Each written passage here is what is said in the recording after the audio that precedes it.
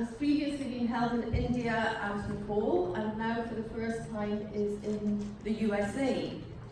Madhava Puri Maharaja is Serving Director of the Bhakti Vedanta Institute of Spiritual Culture and Science here in New Jersey, and is a leading Vedantic authority with global influence.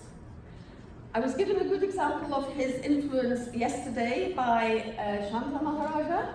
A really entertaining story, I think. It certainly impressed me.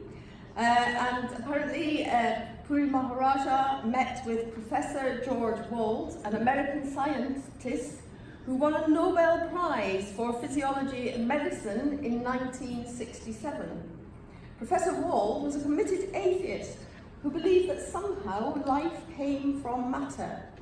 Then he met Puri Maharaja, who asked him, "Why have you not considered the opposite view? That is, that matter comes from life." Professor Wald thought about this, and after thinking at some length, became convinced that actually this was a more likely hypothesis, and that matter did come from life, and so his views were radically changed. He found the Eastern view on life more helpful, and became a spiritual person who visited India regularly and would chant the Hare Krishna. I know this is only one example of a person whom Madhava Puri Maharaja has deeply influenced, and it is my great pleasure to introduce him and his presentation entitled The Subjective Evolution of Consciousness. Welcome.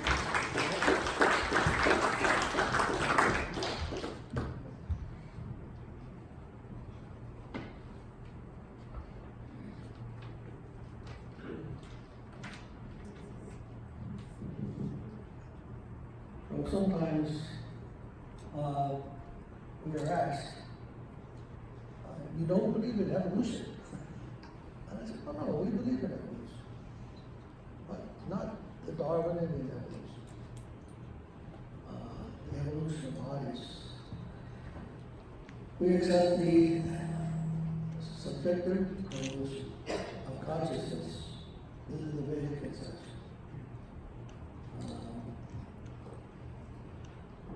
I was speaking before with someone new about the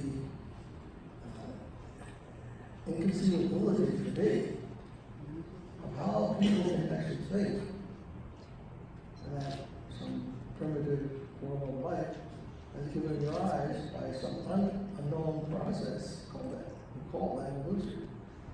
It gave rise to plants and trees and animals and tigers and elephants, giraffes, human beings.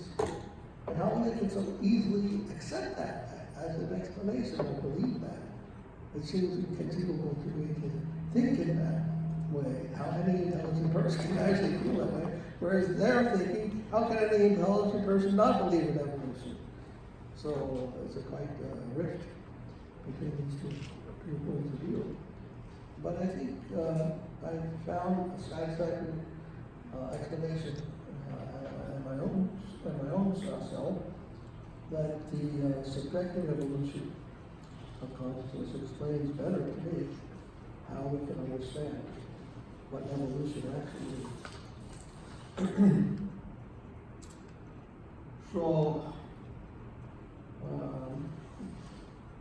it says here, the concept of subjective evolution of consciousness is contrasted with the objective evolution of bodies as propounded by Darwin's hypothesis and other similar narratives of physical and material nature, is a fundamental idea in the whole Vedic system of knowledge.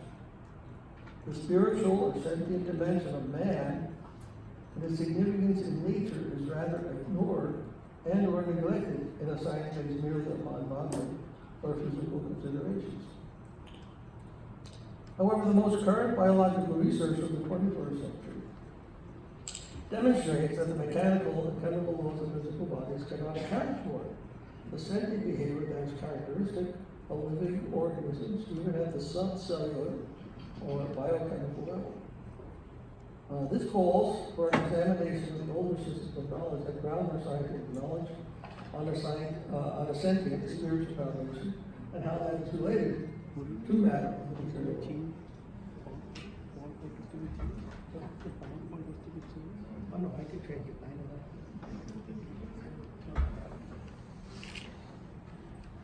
So, thank you for reminding me. I'm trying to speak along with these slides. Here you can see, it's very obvious that there's something going on here with this little tiger and that bird. Not just a chemical reaction, there's some kind of an emotional response here. And the elephant, of course, we know, very sensitive to raising their children, and even when the dead generations of the elephants pay respects to their dead relatives. And here you see the ants building a bridge with their own bodies, trying to cross a path. And of course, the whole idea of maybe just being a glob of chemicals is quite unnatural. So parallel to the ancient wisdom of the Vedic view comes surprisingly from a modern interpretation. Okay. I don't know. That's not much flexibility. Can they extend it, the mic, and we can come a little bit further? The hand mic? Hand mic. No, you can speak to the hand mic. Hello?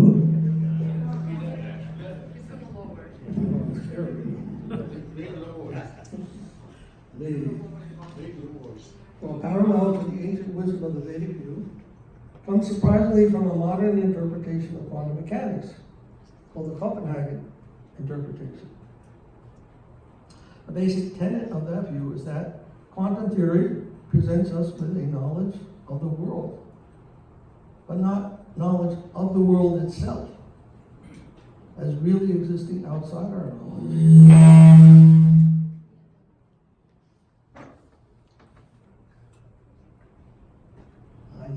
Feedback.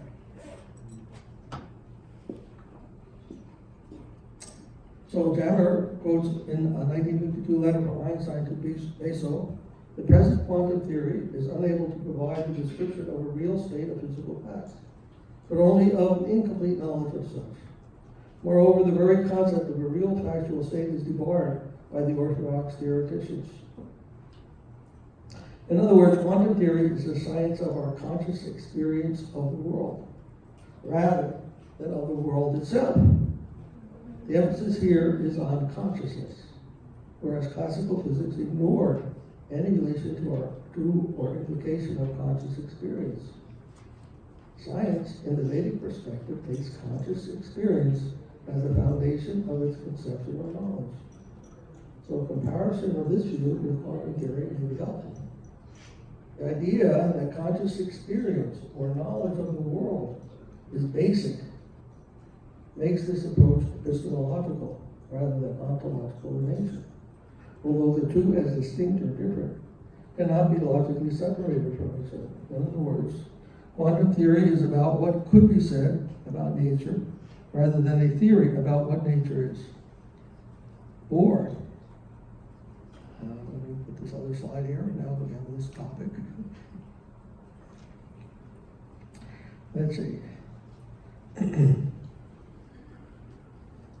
Bohr's quoted as saying, there is no quantum world. There is only an abstract quantum physical description. It is wrong to think that the task of physics is to find out how nature is.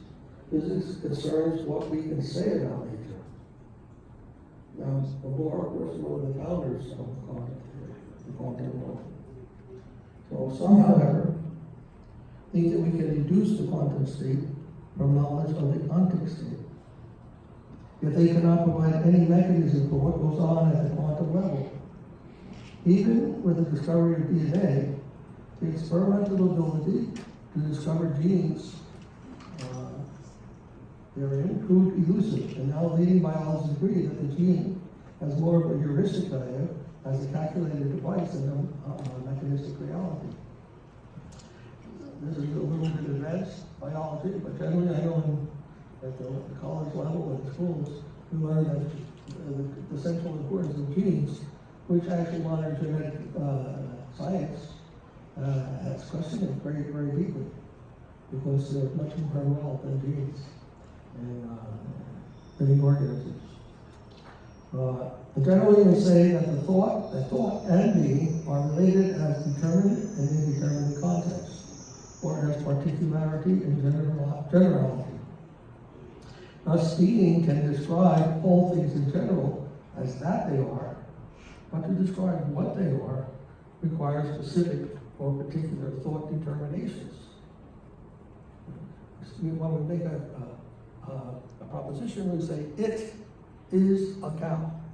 It, that undetermined thing, when we determine what it is, make a specific determination of it, indeterminacy, and we think and apply a concept to the it, the being of the thing, and make a thought of it, try to extract what that it is. In other words, the that is there and the what is there.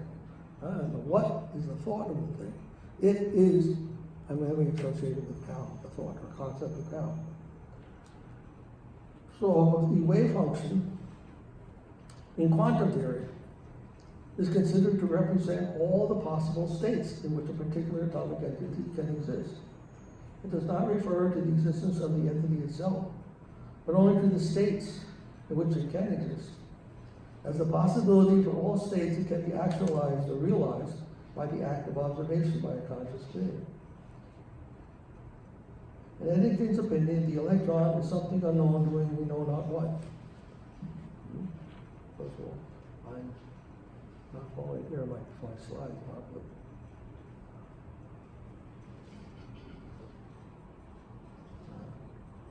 And here's Eddington's quote.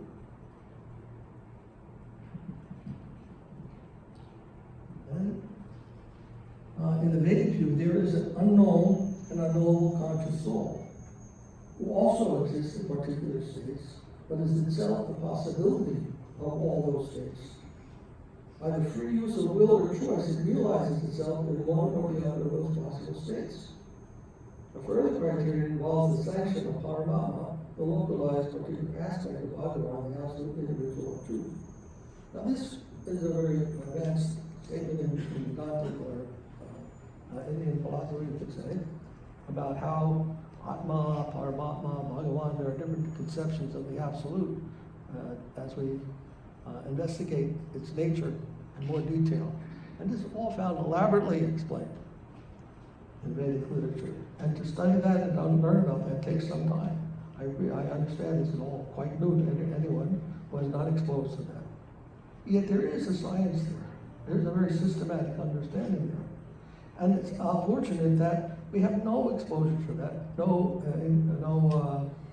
inkling even that knowledge is there or exists.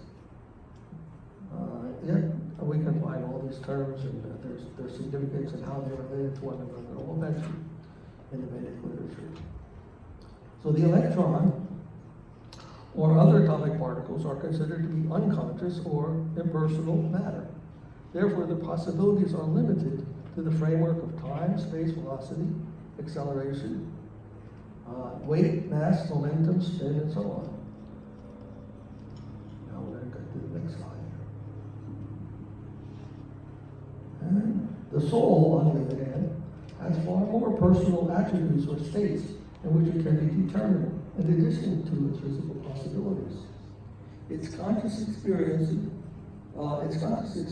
that determine its states from a far wider and more relevant science that modern quantum theory can offer.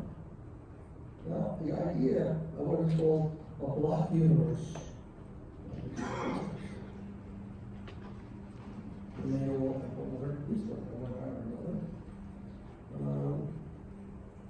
conceives a reality that consists of all possible moments of existence, past, present, and future, of which we experience one moment at a time. This idea arises from the Minkowski formulation of the four-dimensional space-time theory of special relativity. It is a model that is a necessary conclusion consistent with that theory due to the assumption of the unchanging laws of nature over time, a variable that is passively included in such laws. Now, one of the most amazing things that I find that the scientific perspective gives us is that time is irrelevant. has no influence, no force on anything. In our equation, we put time in the denominator, and what we call time, we replace with 1, 2, 3, 4, and arithmetical numbers. What do our arithmetical numbers have to do with time? It's never explained to us. So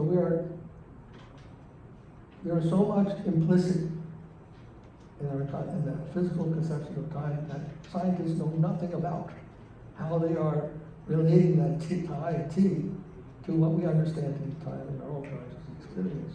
It's never explicitly enunciated. And I don't know how many of you are familiar with this block universe idea that everything in a deterministic universe is already there. It doesn't move. There's no description of motion. There are laws of motion, but there's no description of what motion is and how it arises in a block universe. It's all there. And somehow we, the conscious entities, the conscious agents, are moving to what we call the world line in this block universe. And that's all there was scientists explain that, basically. That's the most I've ever been able to find in the description of that very mysterious type of explanation. How do we move? What is that movement? What is moving? That's never talked about. And time. What is real time? There's a very big controversy as far as what that is concerned, scientific meaning. And I think that once time is understood, once we seriously try to approach understanding time,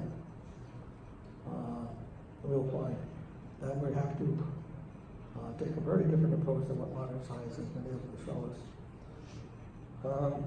Anyhow, that's another paper. So in this model, the existent reality does not move, but the experiencer moves in a trajectory or world line across the various possibilities that appear in that line. What this says about evolution is that the different bodies are all coexisting, so that they don't evolve in the timeless block universe. Rather, as the Vedic conception of evolution holds, the soul changes or moves from one body to another as the individual's conscious state progresses. This progression may be called the subjective evolution of consciousness. In other words, species do not change. The soul constantly changes from one body to the next, as described in Bhagavat Vedanta, from childhood to youth to old age. It's actually said in the Bhagavat Vedanta, the soul changes from one body to the next. It doesn't say the body changes, the soul changes. The states, the possibility, are all there to be realized or actualized by the conscious living entity at different stages of its own evolution. That's the Vedic conception. And it matches perfectly. Well, we can say it has a perfect match with the block universe idea of the most recent 20th century theory of special relativity. And even we might say of general relativity. So, excuse me. Note that there are a number of interpretations of the block universe. Eternalism, which is the philosophical interpretation of the ontological nature of time, that considers all existence in time as simply real, is opposed to the presentism or the growing block universe theory of time, in which at least future is not the same as any other time. There are many theories about this, but I don't find any of them have actually dealt with this problem of what time actually is and what it means for us as conscious beings and what it means for us as scientists. Let's say, in a simple word, we could say that, if you're a measurement of something, see, we measure time. How do we measure time? On a clock, right? Or more sophisticated methods nowadays is CCM clocks and so forth. But basically, it's an instrument that measures how much a certain movement, and we assign a certain time to that. But that's a measure of time. It doesn't tell us what time is. Just like you may have a cup of sugar, or half a cup of sugar, or a quarter cup of sugar. The number that we associated with the amounts doesn't tell us anything about what sugar is. Understand? So I'm talking about 2 seconds, 1 second, microsecond, whatever, light years. We're not really saying what time is. So the movement of experience is described very vaguely in the block universe model as being like a spotlight that illuminates one piece of the universe at a time. The illumination may actually be considered to be the consciousness of the soul.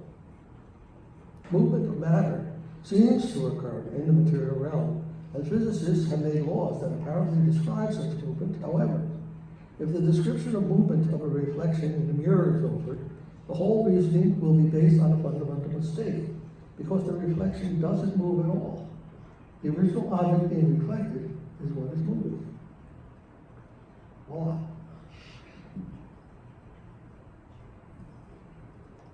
Whatever movement they are calculating is not due to the reflected image, but to the original image or object.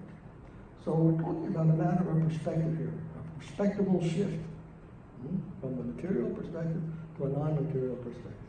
And it has some rational validity to thinking that way, as I was trying to explain here. Modern science and the classical model of the universe considers the electron to be moving through space. The electron is presumed to maintain a permanent identity in its movement, so that its particular position in space and time at any moment is actually a particular state of the electron, having specific properties of position, and so on. This identity in difference is an essential conception associated with the idea of states of such entities. In other words, it's an identical particle appearing in different states. So there's an identity and there's a difference associated at the same time. That's one thing.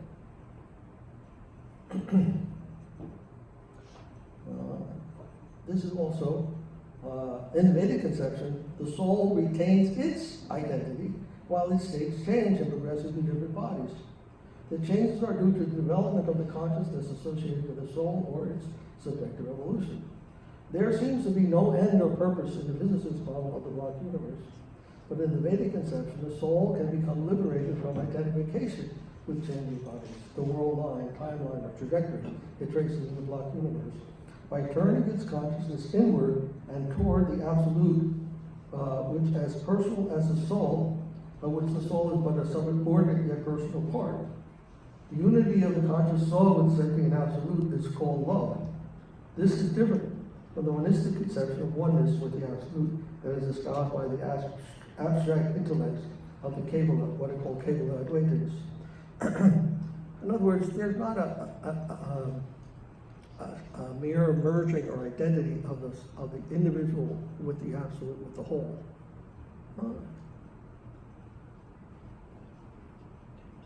Although the whole exists, its parts must correspondingly exist as well. We can't speak of a whole without understanding parts, nor can we speak of parts without understanding the whole. So although the whole and parts are integrally related as a unit, as a oneness, there's also a difference. Now, without understanding that oneness and difference simultaneous, we may get into some kind of another abstract falsity, considering everything to be one without any difference. And that's also found in Indian philosophy, very widespread conception.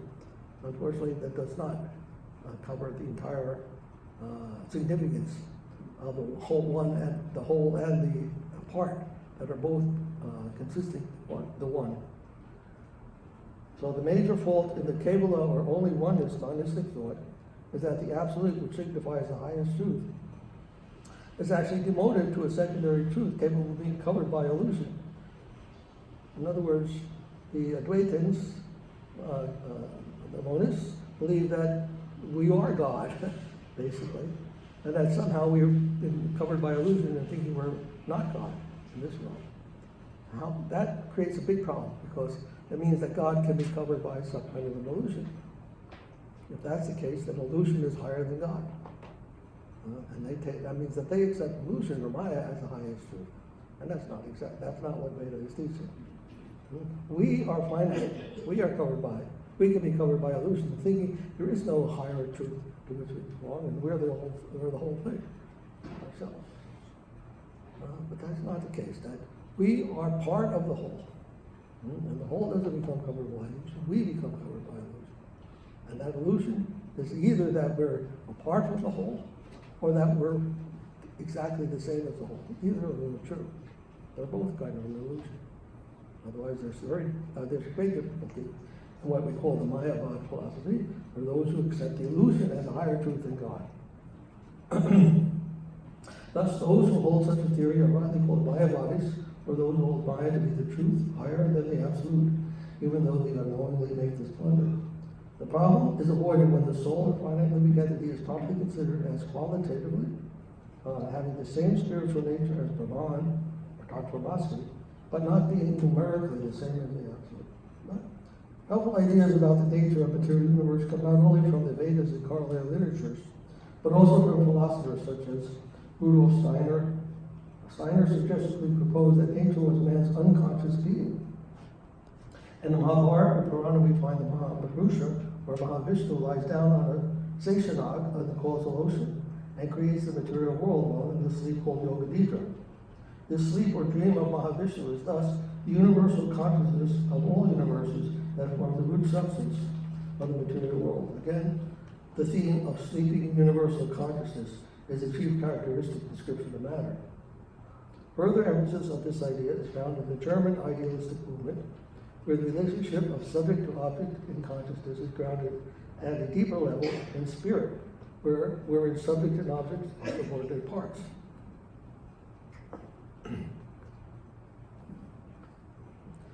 Then,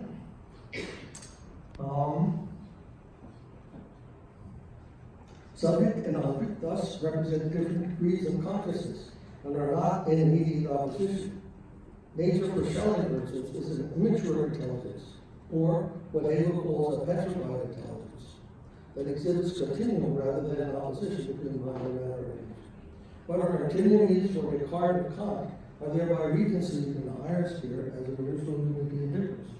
A similar idea is expressed by Srila Bhaktivedanta Swami Prabhupada, explaining matter is the symbol of undeveloped consciousness.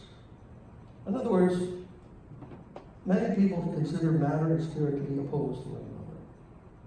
But if we should conceive it in another way, as rather expressing degrees of consciousness, matter is where consciousness is practically attenuated, factually attenuated, where we don't even consider consciousness. That's a stage of consciousness itself. And then as we rise above that, we recognize that we are conscious and matter is only a part, something that we perceive as matter, whether we're conscious of as matter. And then we come to a plane where consciousness understands its own ground within its own self, called self-realization or self-determination. Then it comes to the spiritual platform. So if we can recognize the relationship between conscious and what it is conscious of, in different degrees of development, then we will understand what we mean by subjective evolution, and we will understand that matter and spirit are not in opposition. They're just two different degrees of the same thing of consciousness. Now, I wanted to mention one more thing. I won't go into this in detail because this gets very intricate. But if we consider matter to be possibility or potential or the potential of actualization, as Aristotle called it, dudamis, then the question arises how to actualize this possibility.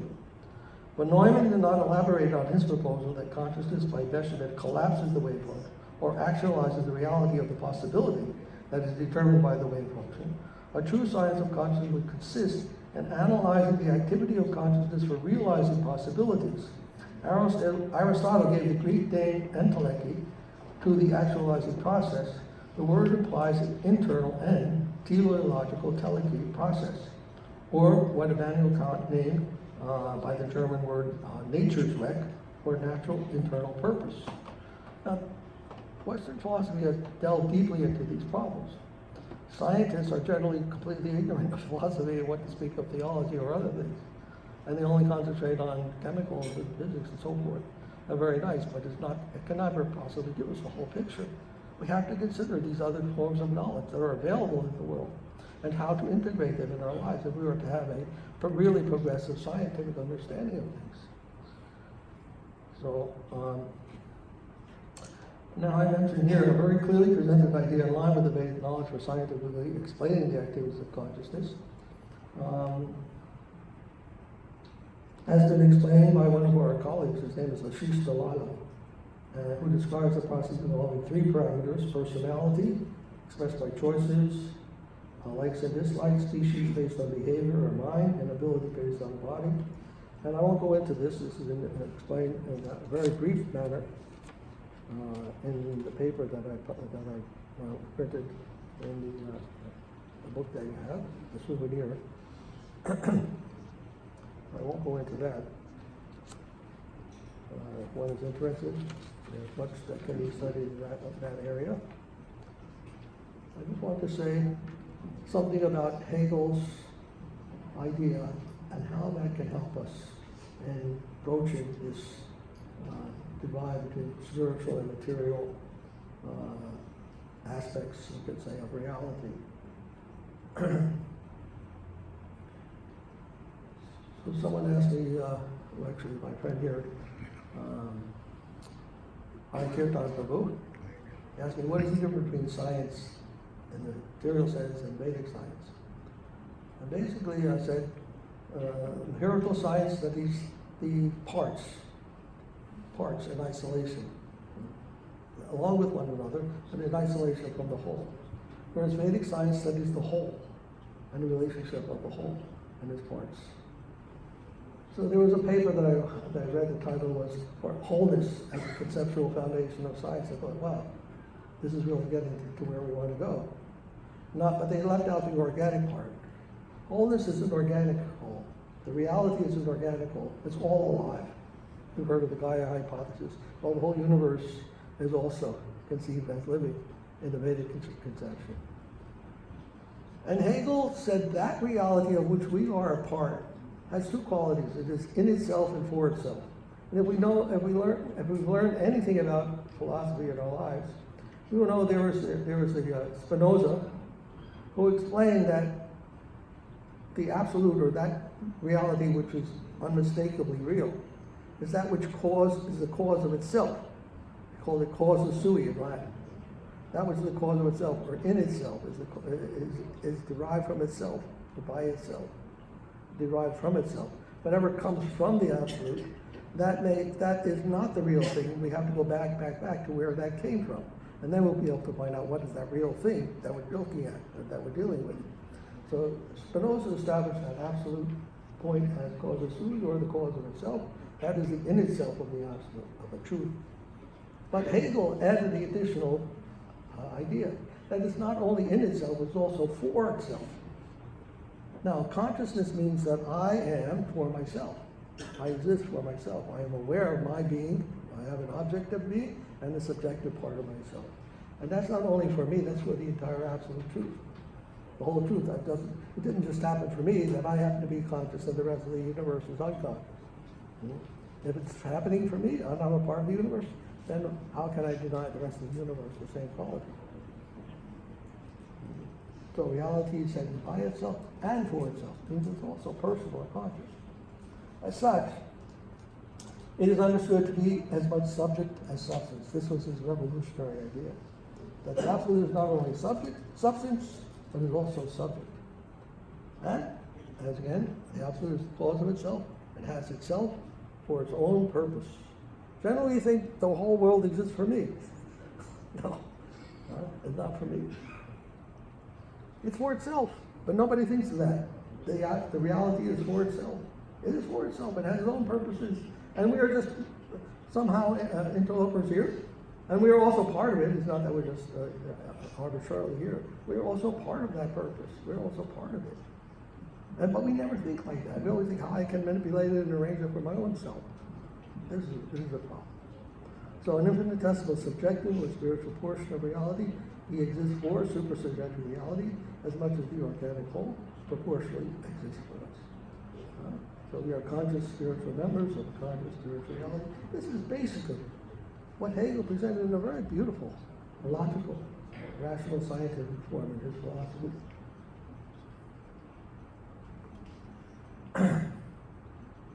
So now this idea about reflection. In the Bhagavat Gita we find another interesting verse. It says, "It is said in the scriptures that this world is like a banyan tree, with its roots upward and its branches downward, endlessly transient."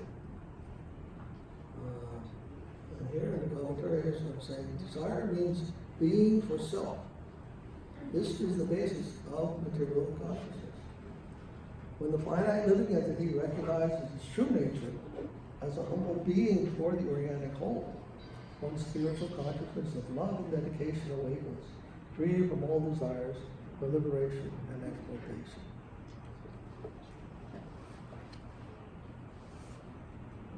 This is the grand view that Vedas teach. And somehow trying to introduce that view in a scientific way, a real scientific way. Not taking what people call science as science. For me, it sounds very unscientific to speak of, like I mentioned, Darwinian, my favorite topic. Darwinian, everybody seems to accept blindly that this is the way it happened without doubt, you know, and if you doubt that, there's something wrong with you. We have to consider what we're talking about, whether what are we claiming to be scientific really is scientific or not. And that's what I'm looking for, that's what we're looking for. We want the real scientific facts. A science that explains what is there in our lives, not what has been handed down by so many people for whatever reasons they had for doing that. I'm sure they're all sincere, but it's possible that we are finite beings, we can make mistakes, and whole civilizations can make mistakes. And if it's possible to understand that, well, it's possible to open our minds, to look carefully at all the evidence, all the facts, and then you come to a different conclusion, then we should do that. Fearlessly, not courageously. And I think that will have enormous rewards. It can change you and it can change civilization for the better, I believe. And that is the vision that we have here. Have I said it's only long enough?